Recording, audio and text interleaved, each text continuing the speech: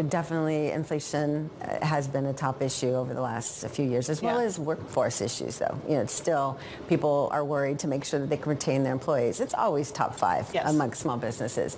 But in addition, they want to make sure that they're positioning their business for growth. I've been very impressed by how the COVID relief dollars and the amount of money that we put in to help save those businesses, save competition in this country, truly, has really been leveraged by those businesses to invest in equipment, invest in expansion. That's kind of running dry, though? Those funds are, all of those programs are closed, of course. Right. But those investments are what is sustaining our economy as well. They invested in equipment. They invested in positioning their business to go after and compete. And that's what our nation needs. Yeah, that growth has certainly shown up in the data, mixed as it might be. Isabel, thank you so much for joining this morning. Really appreciate your time. That's Isabel Casellas Guzman, Administrator of the U.S. Small Business Administration. Coming up, we're going to get over some of the market-moving events that you need to be watching in Friday's trade and throughout the next week. That's coming up in our Trading Diary. This is Bloomberg.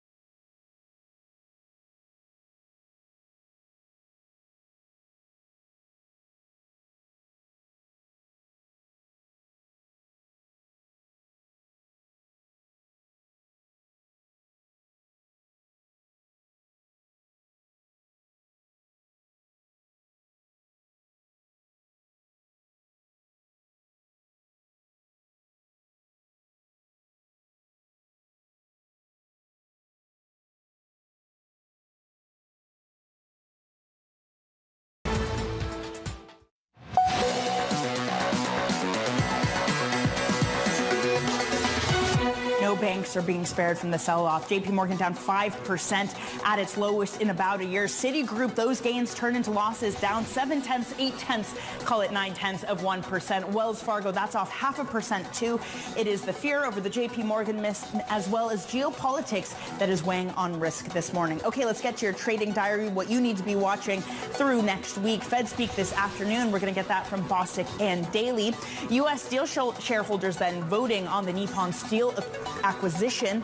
Then results from Goldman Sachs on Monday, plus some fresh economic data, including U.S. retail sales. And then finally on Tuesday, we're going to get more bank earnings. Bank of America and Morgan Stanley post results. But so far, the word in is a difficult earnings season, down 5% for JP Morgan. This was the countdown to the open. This is Bloomberg.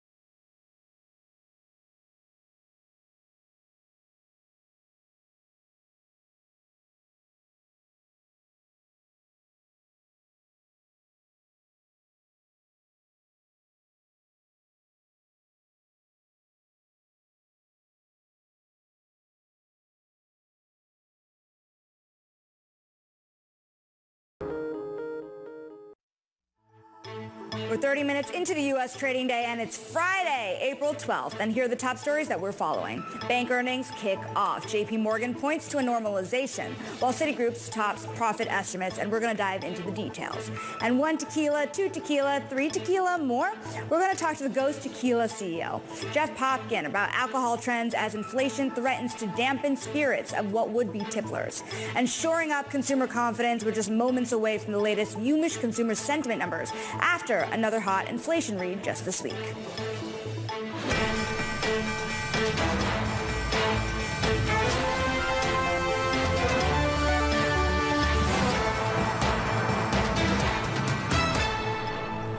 I'm Sonali Basak, and welcome here to Bloomberg Markets. We're looking at an S&P now lower on the day, leading to perhaps the second week of declines here on the S&P 500. The Nasdaq 100 also down on the day, still has a chance, though, to end the week in the green. Nasdaq now down more than 0.9%. That two-year yield breaking below that 490 mark now here. You have about 7 basis points lower on the day at about 489. Let's see if that holds. We have the KBW Bank Index down 1.3%. And remember, almost every stock, barring 2 of them, are down in that index on the day. Now, breaking consumer sensitive data crossing the terminal just right now. Bloomberg's Michael McKee joins us to break it all down. Well, Sonali, if you didn't like the CPI report, you're not going to like the Michigan sentiment report because it does show some unmooring of inflation expectations. The 1 year ahead inflation expectation jumps up to 3.1 from 2.9%, 5 to 10 year to 3% from 2.8%. It may be that people are seeing the gasoline price increase we've seen over the last couple of weeks, and they are reflecting that in their sentiment. Overall, the sentiment number goes up a little bit to 77.9 from 79.4. The current conditions index 79.3 from 82.5, and expectations 77 from 77.4. So in March we saw consumer sentiment rise a little bit and inflation expectations were steady.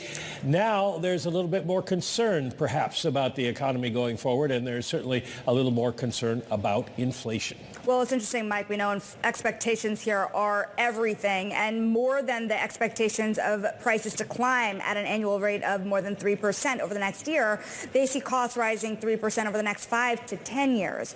What does this mean for longer-term expectations here? Well, it's going to be a question of whether this is followed through and what we see in markets. Markets haven't priced the same kind of rise in expectations for inflation, and as long as they don't, things are probably fine. And of course, if this just fades with gasoline prices when they go back down again, then it's not going to be a problem for the Fed. But the Fed does keep a close eye on expectations, because expectations, if you think inflation is going up, you might go ask your boss for a raise, and then they might raise prices in order to pay you more. So that's the circle that they're trying to avoid. Bloomberg's Michael McKee, we thank you for breaking down that data for us and the great interviews this week. We thank you so much. Mike now is also heading over to another great conversation with Joanne Shu of the University of Michigan for more insight on today's report. You can find that interview on Live Go on your Bloomberg terminal. Now let's turn our attention to the banks. Earnings calls, they've begun, and we still see many of these stocks down on the day. I want to take a look before we get to our reporter, just on what's going on in those calls, on how those regional banks are doing, because that sour tone you heard over about the outlook over at JP Morgan is actually sending most of the index lower. Really, the only 2 banks on the day that are up are Citigroup and State Street. Citigroup being a turnaround story and State Street being positive here when it came to interest income expectations. But Goldman Sachs, second worst performer here on the day. We know Goldman here reports on Monday. Joining us now is Bloomberg's Sally Bakewell with more on the issue. How do you read through what's going on here? You wouldn't think that Goldman would be down this much, given the Wall Street businesses at JP Morgan and Citi are the ones that did well. Yeah, I think perhaps there's sort of a general malaise about the banking industry here based on the results from JP Morgan and Wells Fargo. And there really was an expectation with JP Morgan particularly that net interest income, the biggest source of its revenue, was really going to steal the show, in the words of one analyst. And there was a lot of debate, particularly around JP Morgan and Wells Fargo, that they would revise upwards their guidance for the metric for this year. However, JP Morgan kept its main figure figure for NII roughly stable, but it did boost its guidance for NII excluding markets. So it has taken a slightly more conservative approach. And Wells Fargo, in fact, missed estimates on NII. So I think the idea that banks will be big beneficiaries of rates higher for longer was slightly undermined by this quarter. It seems like the story is now changing. Whereas last year a lot of people were worried about the economy and provisioning for loan losses, those have come in better than expected. But it seems now that the story is now changing toward a potential slowdown on what's possible in lending. Is that the right read? What did JP Morgan in particular say about how consumers are doing? So to begin with, JP Morgan generally said that net charge-offs remain broadly stable. If you look at the commentary from management about the economy, it was a reiteration of a lot of what we've heard before. Jamie Dimon said, he was asked a lot about the macroeconomic outlook, and he said he doesn't really want to give predictions for a recession or not, but that in his own personal opinion, things are likely to be a little bit worse than we expect. And indeed, on Monday, he was saying that the expectation for a 70 to 80% soft landing, the odds for that were actually a lot lower. But still, they sort of maintain that the consumer is in pretty good shape and spending. And Jeremy Barnum, the chief financial officer of JP Morgan, said that corporations are pretty flush with cash and are borrowing. But Jamie Dimon did note that at the lower end of the consumer scale, there does appear to be a bit more pressure. Sally Bakewell, we thank you for leading our coverage here in the United States of U.S. finance and covering a slew of bank earnings this morning. Very complicated story. Now, turning to some breaking news. Tech information platform The Information has now reported that StubHub is aiming to go public by late this summer. According to people close to the company, telling The Information's Corey Weinberg, that would set up another sizable IPO after Reddit went public earlier this month, or last month, rather. StubHub, however, has $2 billion in debt, which is more than its estimated profits, which would really be a new test here to the IPO market. StubHub, according to The Information, also has high hopes for its valuation, in line with the $16.5 billion valuation it raised money during the boom of late 2021. According to the paper, it would call off its listing if it can't get close to that valuation, according to The Information. A lot to keep an eye on in underwriting markets here. We know the banks, of course, also had boom profits when it came to underwriting. We're going to dive deeper into the banks and the markets here, though, with Bill Smead, Smead Capital Management CIO. He's with us. His holdings include Fifth Third Bank Corp, M&T Bank, and Western Alliance Bank Corp. Perfect person to talk about this banking system with here after a busy day of earnings. Bill, we were talking about the consumer story, the Main Street story. We were talking about the Wall Street story, the return of investment banking. What makes you more excited? Well, the banks have done really well since November, and it looks to us like people are selling the news today, which is not to be unexpected.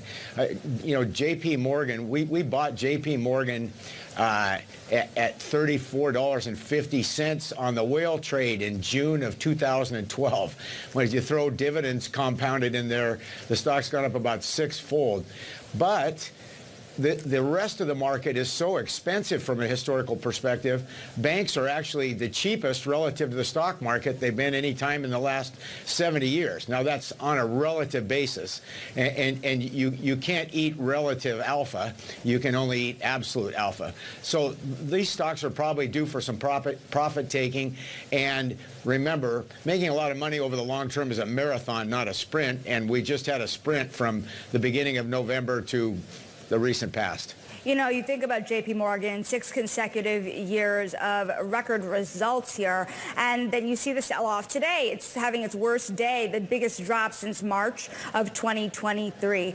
Bill, this is a very different environment from March of 2023. Why do you think such negative sentiment exists today? Is it this idea that perhaps the best has already happened? Well, the best would be if there was a big spread between the cost of their deposits and the rate at which they're making loans. Now, for new deposits and new loans, they probably have a nice spread set up again.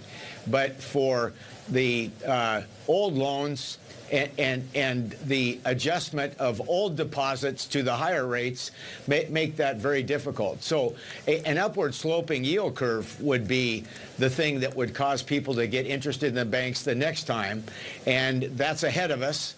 We're not in the business of predicting the economy, but we think there's so much money sloshing around out there, and there's so much confidence because of how well the stock market has been done that combination of largesse causes the economy to baffle the people that think we're going into a recession.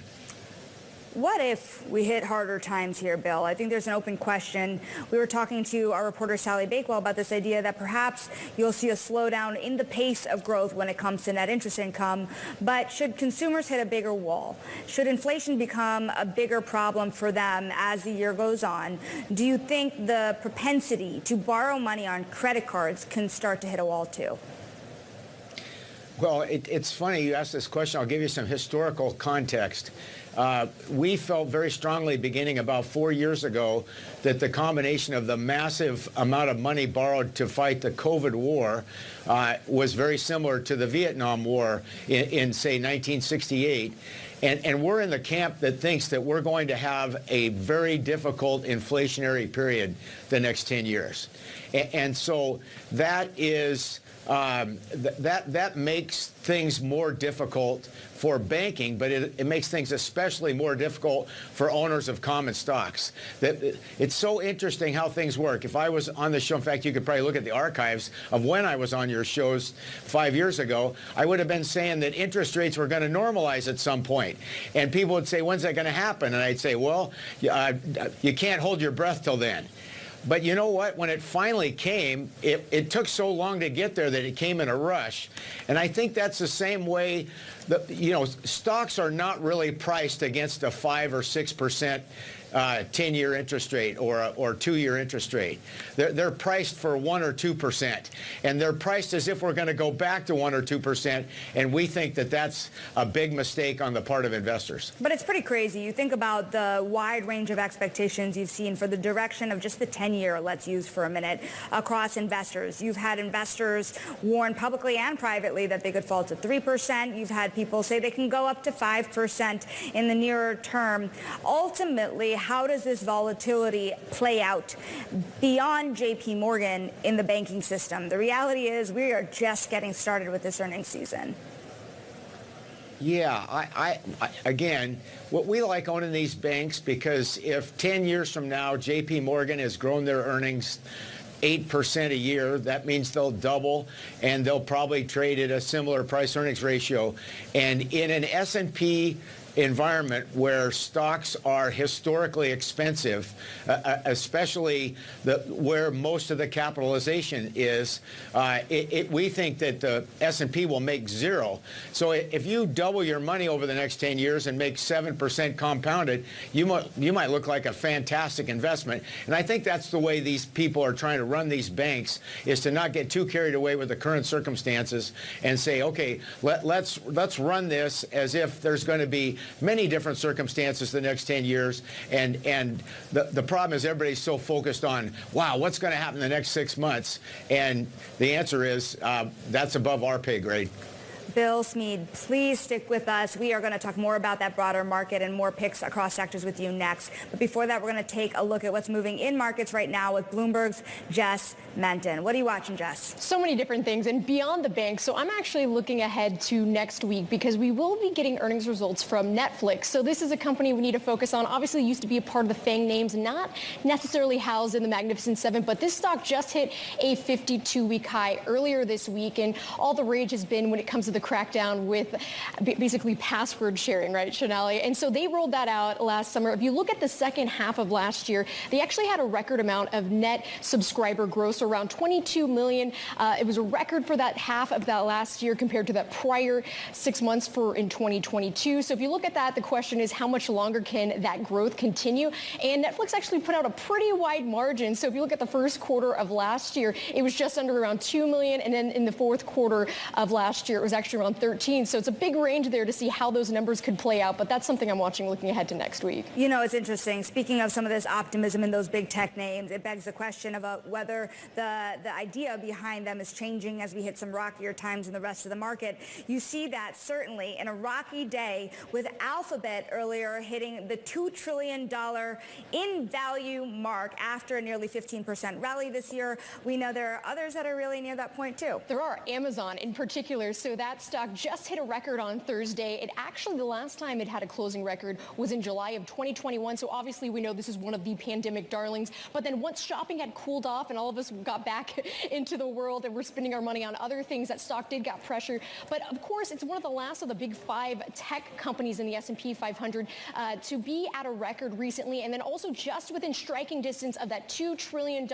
valuation. So that's going to be key. The next big catalyst, of course, is looking ahead to later this month once Amazon does have those earnings results, Shonali. Let's also talk about what's outside of just those traditional Mag 7 big tech names for a second and talk about the chip sector for a second. That's what are you right. seeing? So Intel and AMD in particular are the big stocks that are under pressure this morning. So this did come after the Wall Street Journal did have an exclusive story looking at how China was directing some of its biggest telecom carriers to phase out their use when it comes to foreign chip makers by 2027. So not surprisingly, you would see Intel and AMD pressured by this because they are the biggest ones that are supplying a lot of this growth, not just for China, but globally as well. So you're seeing that as well. If you look over to the Philadelphia Semiconductor Index or the SOX, that's down more than 2% today. But again, putting into context, if you look at the SOX up about 15% year to date, outpacing the NASDAQ 100. And again, China has had issues in the past when it comes to these telecom carriers and other ones trying to be more reliant because hasn't been quite as good as more of those domestically focused chips. So it remains to be seen really how this all plays out. So even though we are seeing chip stocks pressured today, Shonali, overall this year, we're adding to those gains that we did see last year. Bloomberg Jess Menton, you are a star. Thanks for keeping an eye on all those things outside of the banks, in big tech, all over the place.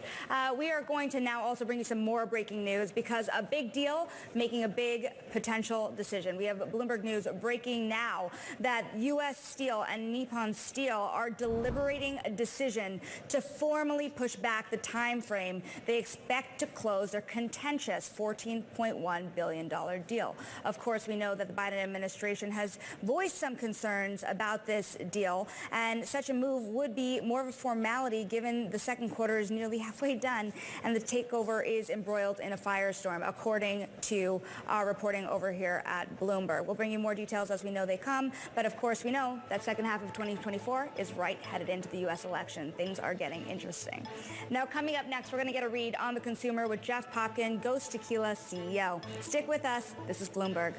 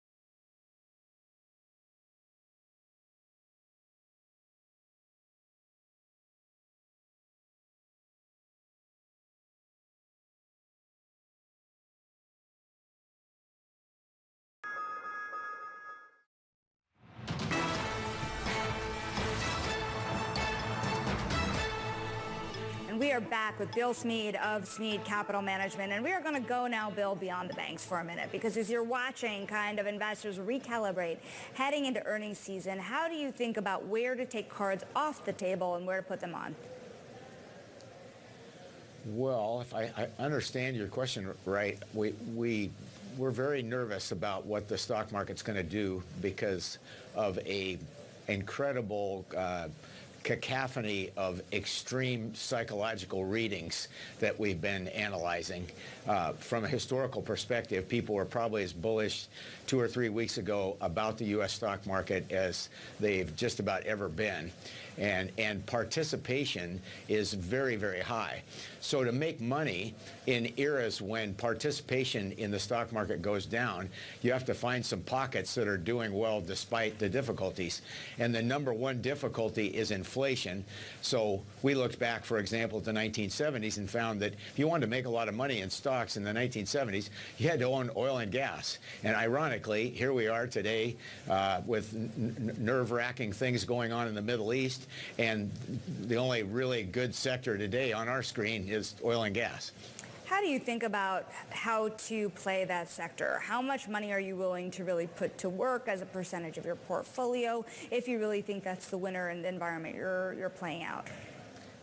Well, we're about 25 or 26%.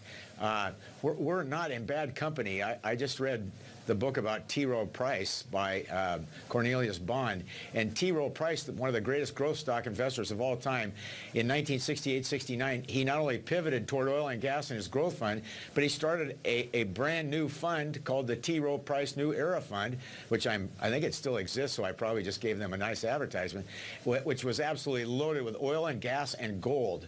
And ironically, we have about a 25% position in oil and gas in our Smead, our main strategy, and in our international value strategy, we're way higher than that because stocks outside the United States are very cheap since they don't have the more popular big tech names. Speaking of the big tech names, how do you feel about some of those high flyers? We were just talking about some of the big tech firms really hitting that $2 trillion mark. A lot of optimism in some names still. Do you share any of that optimism? You know, it's ironic that we're probably more optimistic about what might be accomplished through technology from a on-the-ground business standpoint than most people, and are way more pessimistic because the success of the technologies being used does not historically go hand in hand with stock price performance. Let me give you a historical example. In the United States of America in 1923, 1% of the households had a radio, and by 1937, 75% of American households had a radio. But RCA went up tenfold from 1927 to 1929 and then spent a miserable decade at less than $10 for many, many years. And then finally from 1945 to 1965, the stock was a great performer as the money that was made from the radio business being everything that everybody had hoped for.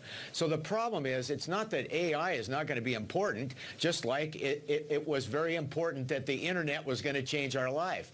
The problem is they front load the success in the stock prices and no company ever can seem to actually attain the level of success fast enough. Amazon had its crash and burn. Microsoft had its crash and burn. Right. Intel had its crash and burn. We'll get that crash and burn out of these glam tech stocks at some point. And sometimes a recovery on the heels of that crash and burn. Bill Smead of Smead Capital Management, we thank you so very much for looking around the sectors for us. Now, still ahead, we're going to take a look at the companies making the most buzz on social media today. Social climbers up next. This is Bloomberg.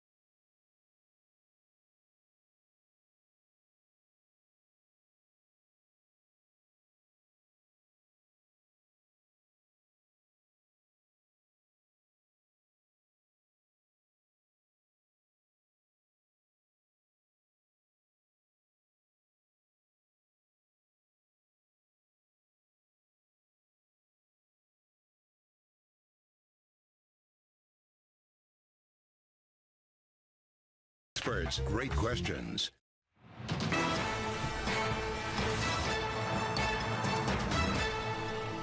It's time now for Social Climbers, a look at the stocks making waves on social media this morning. First up is online ticketing website StubHub, reportedly looking to go public by late summer. The company has seen a post-pandemic boom in sports and live concerts, including very lucrative tours from Beyonce and Taylor Swift. And speaking of Taylor Swift, she's back on TikTok despite an ongoing dispute between the social media platform and her record label, Universal Music. The timing coincides with the impending release of Swift's newest album, The Tortured Poets Department, that comes out next Friday. You can follow all the latest company buzz on TREN Go on your Bloomberg terminal. And coming up, we're going to talk about tequila. Stick with us. We'll talk to the Ghost Tequila CEO.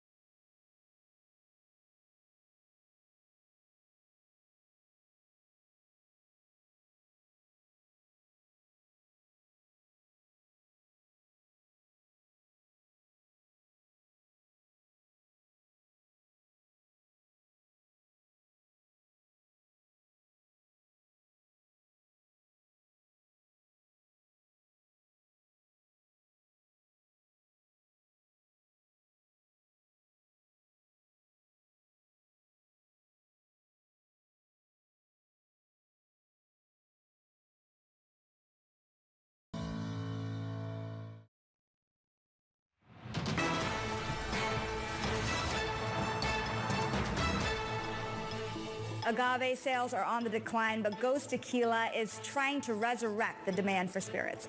The Ghost pepper-infused brand saw sales climb 23% last year. And here with more is Jeff Popkin, Ghost Tequila CEO. It's interesting. It's Friday, so you're thinking about inflation in the morning and you're thinking about having a drink at night. Absolutely. Absolutely. It is Friday. It is Friday. So when it comes to inflation in particular, let's talk about what it means for you and how you're running your business. Yeah, that's a great point. Well, Ghost Tequila is a on-premise brand, which means most consumers drink it in a margarita, a spicy margarita, what we call perfectly spicy. So we're heavily dependent on the on-premise. And the on-premise has had a little bit of a slowdown with inflation. We've seen kind of less drinks when people go out. They may go out a little less frequently and only have one drink instead of two or three, you know, with Ubers and drivers and all the responsible things, of course. But with Ghost Tequila, we've seen our sales booming. And Tequila now, just if you think about it, over the last 5 years, tequila has gone from the number 4 in the spirits categories. So up ahead of it was rum, was brown spirits like whiskey, bourbon, and then vodka was number 1. Since then, as of today, tequila is the number 1 category within spirits. So in the last 5 years, it's boomed past everything to where it's the number 1 category within spirits. And within that, spicy tequilas are number 1 growth segment within tequila. What do you think is driving that change? See, I myself have moved from whiskey to tequila as well. I don't know why I did that. Because you're smart. Because you're smart. But what's the macro picture here in terms of why consumers are switching? Well, I mean, I think spice is a macro consumer trend right now. If you look at all the consumer packaged goods companies, look at Wendy's, Chick-fil-A, all these guys have a spicy variant option. So even Coca-Cola came out with a spicy Diet Coke or spicy Coke. So spicy is everywhere.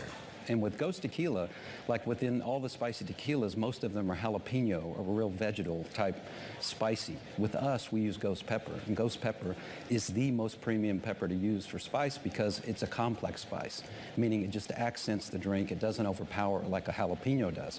Jalapenos are all great liquids, but they tend to be a kind of a one drink thing with just jalapeno. How do you think the consumer is changing overall? You kind of alluded to inflation being one problem, but the reality also is there are a lot of concerns from beverage providers here that people are drinking less alcohol and more people are drinking less per sitting as well. How do you see that playing out for you? Well, that's a fact. What you just said is a fact. And some more headwind that goes along with that is Gen Z, the moderation trend. You know, the dry January, dry February that kind of has really grown to a life of its own. So the moderation means you got to compete more as a brand owner. You have to compete more every night of the week.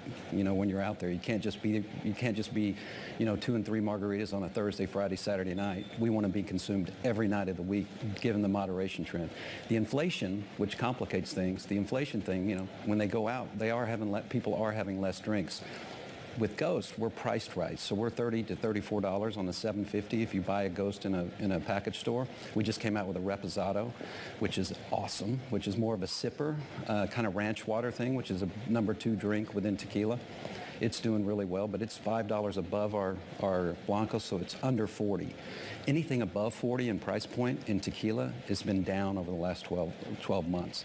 I'm talking like Patron, Casamigos even, which has been just a rocket ship for the last 5 years. It actually had some headwinds last year due to its price point over 50 for their Blanco. Well, that's exactly what I was going to ask, how you hit that fine tuning between what's too much to charge and just enough. If people are drinking less, then don't you have to charge more to keep your margins higher? We're seeing that. Actually, we want to be, you know, at our price point and being on drink menus, and we're just now expanding into the off-premise, which we're part of our strategy to expand is to get the on-premise menus, especially the chain business, because the Ghost Blanco is built for speed. We can make a margarita in 3 steps, done. You know, muddling jalapenos, no doing anything, and we're perfect absorption rate. So I think we're built for the times. For the brands that are above 40 and that are out there trying to get, you know, their fair share of what's going on, they have to discount. We've seen the net prices of Casamigos, Patron, Clase Azul even. They've gone way down, $5 to $7 below what their previous net promoted price was. You know, it's interesting. You have a long history in the beverage business, from everything from Red Bull to Molson Coors, and now and now you're in the tequila business. You know, what's the biggest difference from what you're doing now to the other types of beverages that you've really overseen the distribution and sales of and creation of? I'm a career beverage person. I love beverages. I always say it's like being a professional athlete and not having to be athletic. You know, because you get to compete, you get a scoreboard, you're in the game, you build your team. With tequila, it's booming, and I live in Dallas, Texas, so that's number 2 tequila state in the country. And tequila is overtaking vodka, like I mentioned, in value, in dollar sales. Tequila is now the number 1 category in the United States, and over 90% of the premium tequila consumption globally is in the United States, is right here in North America. So it's booming,